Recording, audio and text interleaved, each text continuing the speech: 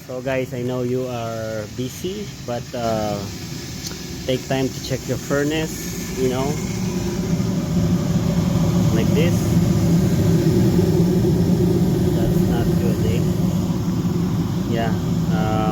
One of the advantage and benefits of having your furnace clean every 2 years is to check your furnace itself as well, if what's going on.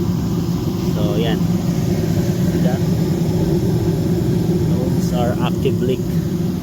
Okay.